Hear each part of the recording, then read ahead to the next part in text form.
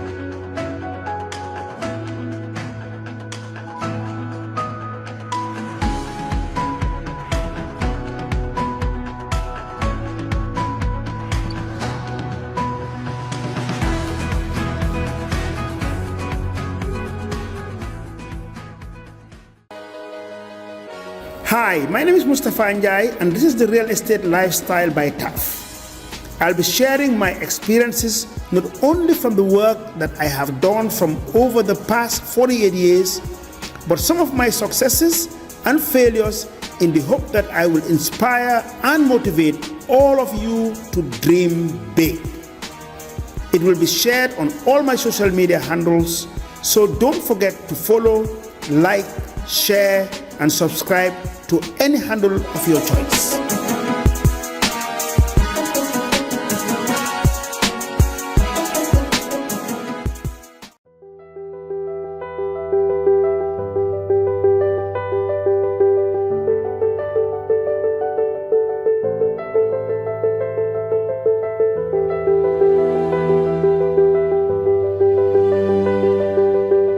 So good to see that Africans are investing in Africa. I mean, it feels so good to see Africans from different African countries investing in other African countries. Don't tell me something like this is not beautiful. My brother, my sister, the revolution is happening. It's time for a borderless Africa. It's time for each and every African out there to know that Africa belongs to Africans.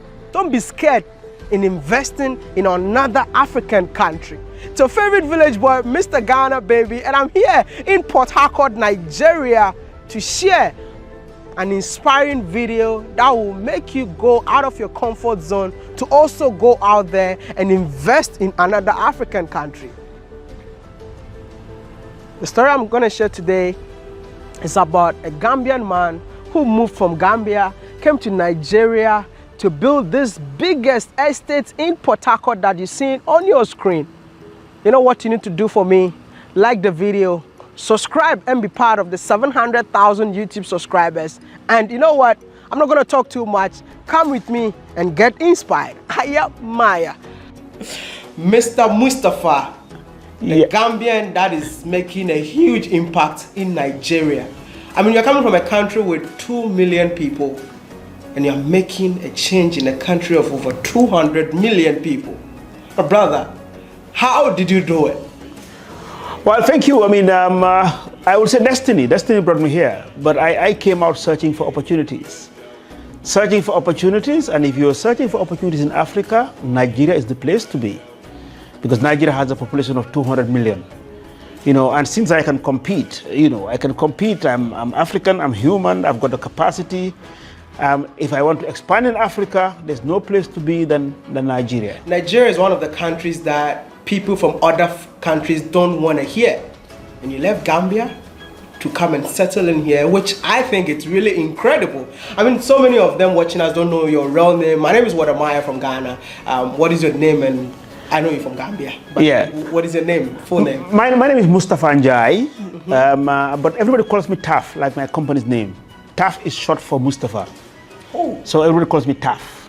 You know, so I am from the Gambia. I am 63 years old. I don't look as old as I am. That's why I left this out here. So we can make a difference. Yours is black, mine is gray. You know, but I've been doing this for 31 years now. My business has been on for the past 31 years. We started our business in 1990. 1990? Yeah, but I left school, I left high school, and I started working as a carpenter. And so for the past 45 years, I've been working in construction and technical related areas. No, let's get this clear. Yeah. You were a high school graduate. Yes. And then from there you became in 1975, yeah. And you became I had a passion for anything technical, working with my hands. You know, so at high school, I mean, I was very good in carpentry, in metalwork, in technical drawing. And I just followed my passion. Did you go to university? No, I didn't. Straight from high school, actually, when I finished high school, which was one of the biggest high schools in the Gambia those days, 1975. Where were you in 75? No, I was not born. You were not born yet. So, you know, so in 1975, you know, I left high school with my O levels. Whoa. So rather than pursuing my higher education, you know, I think it was also destined that, you know, I will be who I am today through this. But I followed my passion. I was in love with just working, you know, with my hands. So I taught actually at the school. I was a junior teacher, and then later I moved on to a technical training center as a junior instructor. Then later I worked with an international firm, you know, and that's really where my construction career started. I was employed as an engineer's assistant, and I was just willing to learn anything to do with building construction. So I went up the ladder, you know, from one thing to the other, being trained by highly qualified professionals. So I did it for about 15 good years. So apprenticeship is key, you know. So these days, young people like yourselves, you know, you want to run before you can crawl. So, you know, I did 15 years of working with others before I started my own business. So like, all the mistakes I was supposed to do in business was within the 15 years. Was within the 15 years. So then when I started in 1990, I just shot up like a rocket. I can't believe what is going on. I mean, you represent from grass to great story. Yeah, from modest backgrounds, like most success stories, you know, I come from a very modest background, you know, family, you know, education, in a country that is also very small, the smallest in Africa, one of the smallest in Africa. Have you ever done any project in the Gambia? Oh, yes. I mean, we are actually the pioneer of private real estate development in the Gambia. We started it. TAF Africa Global was those days called TAF Construction. And then we migrated to TAF Holding Company. Then I diversified. I used to own a hotel. I did building material supplies. I did plant hire. And then finally, I came into real estate development. And the reason why I did real estate development, the story is all the same. My client base was mainly diasporans, people living in the diaspora. Because, you know, every African who's out there in the diaspora in the West, they're dying to get a home back in their country. And the story is the same. They used to send monies to their families, their friends, and they will never build a house. So I thought, look, there is a market, it's a captive market, where, you know, you've got these Africans who can afford to build a house, but they don't have the serious developers to build it. So I just started with some few, and then I expanded, and have now doing really mass development. Anything that's under 1,000, I'm not interested. Because my vision over the next 20 years is to develop 1 million homes across sub-Saharan Africa. And that's why we're in Nigeria. Nigeria has a deficit, you know, of over, nowadays, I'm sure it's close to 20 million. When I was here 8 years ago, I was told that it's 17 million deficit. And that's 8 years ago. The African population is growing at an average of about 3%. Exactly. And the supply has not been there. So obviously, you know, now there's a deficit just in Nigeria alone, over 20 million homes. So people like us, that's what we see as an opportunity. And we're here to partner with the right partners, and mainly one, government. In doing this, we need to partner with government. Okay. We need to partner with the financial institutions, okay, the banks, so that they can finance the projects. And then, you know, in Nigeria, remember, there are 36 governments here, apart from federal. There's 36 states. Exactly. So I call this the elephant of Africa. If you're looking for meat, you're going hunting, this is the place to be. You came here 8 years ago, and the project that you've done is incredible. When I got here, I was blown away. Like, I can't believe that something like this actually exists in here. And it's not even for a Nigerian, but a Gambian. There should be one phrase or one code that keeps you moving, because what you've done is something that I think the whole Africa needs to come and see. That's why I'm here. Yeah. What is that one favorite quote that keeps you moving? Well, you know, my role model is Nelson Mandela. I look up to him for a lot of things. I think every African should look up to Nelson Mandela. One, patience, you know, vision, you know, and also tolerance. So these are the things that drives me. And Nelson Mandela says one thing, that it always seems impossible until it's done. So when we came here, very few people believed in us. They thought, oh, no, that's another, you know, fly-by-night or a 419, as we say in Nigeria. Oh, he's a scammer. You know, he's saying, no, he doesn't need any money. All he needs is just the land. Oh, give him the land, let him see. And actually, even the land that I was given was all muddy. You know, this is River State. River State, there's no land. So we had to sandfield 650,000 cubic meters of sand to be able to, where you are now, this was all water. At high tide, it'll be 2 meters high, 2 meters deep of water. So we had to sand fill it. You know, from the river, we pump it. At times, about 2 kilometers away, we'll get a dredger and dredge and fill it up, compact it. So real engineering really happened here. So it was always impossible. Some people thought, oh, this man must be crazy. So it's never impossible until it's done. So now it's done, everybody say, yes, it's possible. Now everyone is. So that's one quote that I want every African to remember.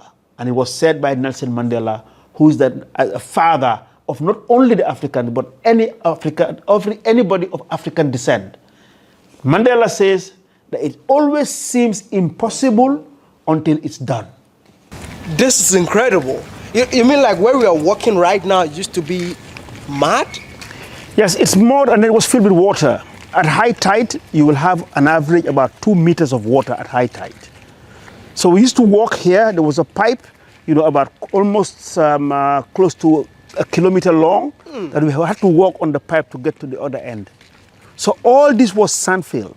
Where we're standing now, you couldn't walk like this. It was all mangroves, and then it was mud and also water, 2 meters deep. How many hectares is this right now? Well, 40 hectares. 40 hectares. The whole estate is 40 hectares of land. You've been here for 8 years. Yes. And how many houses have you built so far? We've built over 1,000 houses. Over 1,000. We have the apartments, which are about 600 and something hectares, 600 and something units. You know, then we have townhouses, we have villas. You know, in total, when everything is ready, it's over 1,000, about 1,100 and so on. So which means you're still building? Yeah, we're still building. We're building. We're still building. We've sold out, but we're still building. You know, before I want to know your first ever project that you built in here, did you ever live abroad? No, never. Meaning abroad, like as in. You stayed abroad to make all your money before coming back? No. I was born, raised, and bred in the Gambia. You know, I am a made in Gambia product. I'm an African product. Everything I know, everything I have, everything I've made in my life, I made it in Africa. And why are we saying, Africans are saying that it's not possible on the continent? Well, it's because probably a lot of reasons. One, the right policies are not in place to encourage Africans, you know, to develop themselves and then to exploit opportunities. I'll give you a good example. Things like investor. Investor is synonymous to Western or somebody outside of Africa, not our color, not the black man. So, and I've heard that very often. People ask me, oh, who are your partners? You know, I don't need a partner. I can do probably what anybody can do who is of a different race. But in Africa today, anything big like this that you want to do, they think that it is done by somebody, as we call in Nigeria, Oyibo, meaning a white guy or a Chinese. And if you look at Africa today, we need to be very careful. Yeah. You know, because the African Continental Free Trade Area is on. It started 1st of January. Exactly. And you're going to have a population of 1 billion people. It is the biggest economy in the world. But what have we seen recently? We have seen all the big players, all the first, you know, the big players like big countries are now forging partnership with Africa. Africa-China initiative, Africa-US, Africa-British, Africa-Europe. That is to get now these guys still coming in and, controlling our economy. It is high time that as Africans, we take ownership. And we hope that the African Continental Free Trade Area will empower Africans, to take over the economy of Africa. And it can be done. What will happen if Africans take ownership of what they have? What do you think will happen? Well, it will do a lot of things. It will eradicate poverty, because Africa is seen as the biggest, the poorest continent in the world. So if you empower Africans, they will create wealth. They will reduce unemployment. We see quite a lot of youth migration, leaving Africa, going through the Sahara Desert, going through the oceans, into Europe. What, for greener pastures? So why are we getting all these things happening? It is because we haven't empowered Africans. And really what happens most of the time is that there is not the political will. We need to get our politicians to be committed in things like this, to make sure that Africans are empowered, like African entrepreneurs, to take over businesses. So employment is created, wealth is created, and then poverty is eradicated. This is the first project I've done outside of the Gambia, big project, and it's in River State, Port Harcourt, which is called the Garden City. This is the Garden City. Yeah, and you know what? Let me ask you: of all the places in Nigeria, why Port Harcourt? Destiny brought me here. Hey, you keep on saying I was destined to be here. But the problem is that, look, there was an opportunity. Because then in Port Harcourt, there was nothing like this. And remember, in Port Harcourt, all the oil and gas companies are here. This is where the treasury of Nigeria is. This is where the wealth is. This is where the oil center is. So you have all the oil and gas companies, and obviously they need decent accommodation. So, and it wasn't here. So accommodation for these expatriates and Nigerians, were very expensive. So I identified the need. There was a need for it. Then I took the risk. Everybody said, oh, it's too risky, don't come here, kidnapping, everything. But where there's no risk, there's no returns. So I took the risk, and obviously I have a partnership with the River State government. Okay. And that was how this was born. You built an affordable homes. Because this is, I feel like this has the quality and also very affordable. But I just want to know, you being from Gambia, who are the people who actually built this? Well, it was built by Africans. It was a mixture of Nigerians and also other African countries. Because I live in Gambia and also I've done work in Senegal, and we have very good artisans that I had to bring in. Okay. I ferried 400 Gambians and Senegalese across the border, from Senegal and Gambia all the way overland to here. But apart from that, what we did was we trained the community, because the community also, as you know, there are people who were unemployed, young people. We trained them, and today I have some of those contractors that I trained here who are working now in my projects in Gambia. From here, from Port Harcourt, they are now working in Gambia. Yeah, actually 90% of my technical staff in the Gambia are Nigerians. My project manager, my engineers, my quantity surveyors, my managers. Because look, we are an African outfit. We don't see borders. And I think that's what the ACFTA is all about. That Africa without borders. So any African that is qualified, that can add value to what we are doing, we will take you on board. That's amazing. Yes. Mr. Mustapha, I just want to know what makes this golf estate unique. The RIVTAF Golf Estate is very unique. One, it's very well secured. So you have over 1,000 families living, within a fenced property, and it's all very well secured. So you can leave your kids to play around, and nobody, they wouldn't have any security risk. That's one. Utilities, in Nigeria, utilities is an issue. Exactly. Electricity, water supply, sewage, it's all serviced. So 24 hours power, 24 hours water supply, 24 hours sewage. So that makes it very unique. And also it's affordable. It's affordable for everyone. Yes. So we have how many phases now? We've got 2 phases. We've got the first and the second phase, and we are at the final end of just finishing the second phase. And the final end of the second phase is going to be what? Well, it's mainly villas and the golf course. That's where the golf course is, and there's a golf clubhouse there. And we hope that by middle of this year, it should all be ready.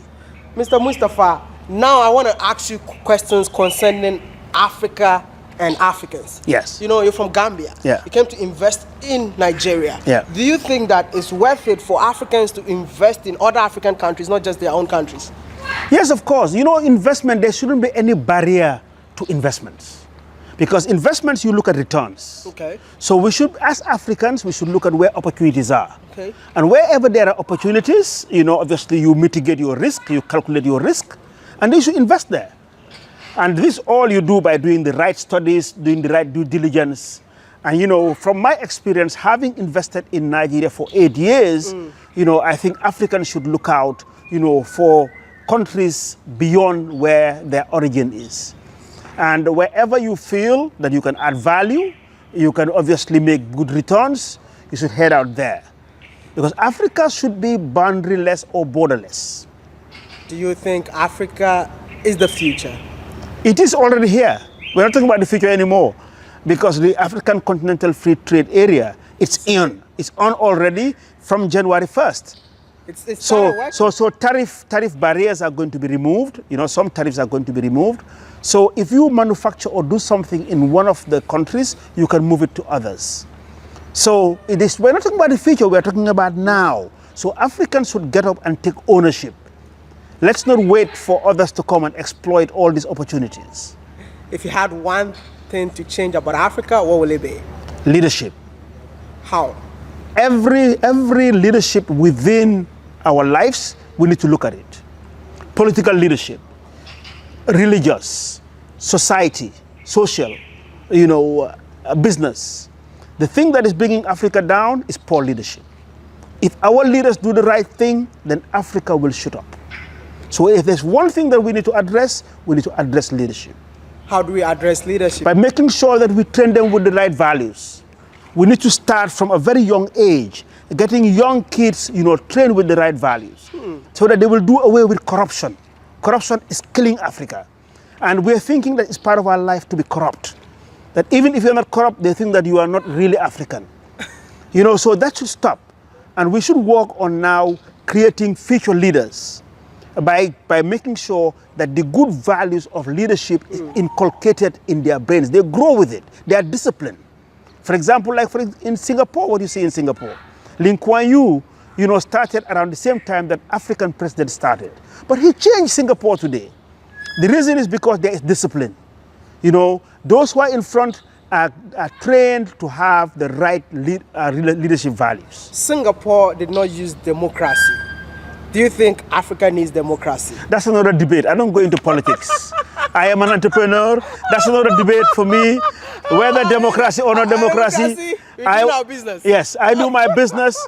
And all I am saying is that, look, there are values in leadership. Yes, yes. Some few values.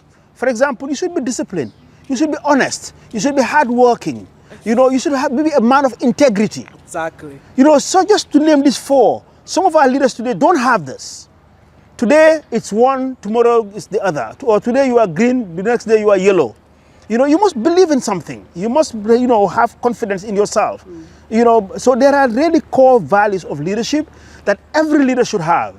And that is what is missing in African leaders. We have so many Africans watching us right now. If you have a message to all Africans, both Africans in the diaspora and Africans living in Africa, what would that message be?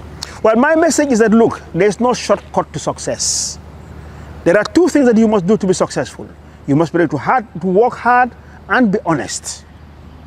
This is the formula to success. So every African, especially you, the young ones, should bear this thing in mind. Because I get this question quite often. You know, young people walk up to me, oh, Uncle Mustapha or Mr. Mustapha, I want to be like you. Can I share your story? I mean, it was hard work. It doesn't happen overnight. A young African starts a business, the next thing is he's a CEO. My friend, you cannot start being a CEO. You have to start from the bottom of the ladder and then build yourself up. You need to go through an apprenticeship and you must be honest. You know, we must be honest in everything you do. Your relationship at the family level, society, you know, business, you know, politics. We must inculcate in honesty in African society. I just want to say thank you so much for talking to me. I appreciate your time, but it's not going to be the last time I'm seeing you because I get to know that you have a lot to share. You're from Gambia. You've done a project in Gambia. So I think I'll see you in Gambia. See you in Gambia. Actually, in Gambia, we have, as I told you, we have a vision to develop 1 million homes over the next 20 years. And Gambia is our base. You know, we're going to build, you know, the biggest free zone within an airport in the whole of West Africa. 160 hectares of a free zone. In Gambia? In the Gambia. And we are building our biggest estate, which really is my retirement project, which is called the Pearl Gardens.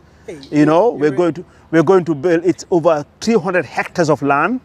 And this time we're bringing agriculture into our estates. So everything that people eat should be grown within our estate. You're retiring at the age of what? At the age of 90. Thank you so much for watching this amazing episode. Don't forget to like, share, and subscribe. Hey, we need to reach 700,000. I mean, this video should get 1 million views. You don't think so? But then you will pay me then. We have to share now. That's the bit. No, I'm very Nigerian now. In Nigeria, there's no free lunch. Everything you have to settle. So please, Maya, you have to settle me. Let's agree. Everybody's watching. Okay, please subscribe to this video. And remember, when we hit 1 million, I'm going to share with Maya. So subscribe to this video. It's full of inspiration. That's why I'm saying that every African out there need to get a piece of this video. Do me a favor, be part of it. Share this video to friends and family. I am Maya. Peace out. That was a good video. Thank you.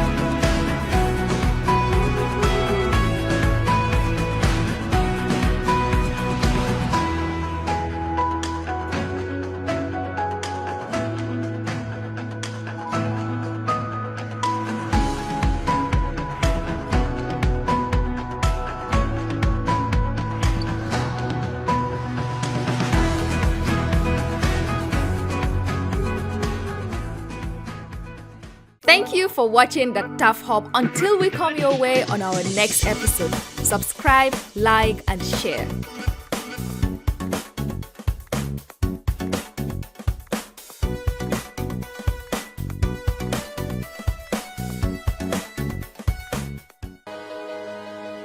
Hi, my name is Mustapha Njie, and this is the Real Estate Lifestyle by TAF. I'll be sharing my experiences not only from the work that I have done from over the past 48 years, but some of my successes and failures in the hope that I will inspire and motivate all of you to dream big. It will be shared on all my social media handles, so don't forget to follow, like, share, and subscribe to any handle of your choice.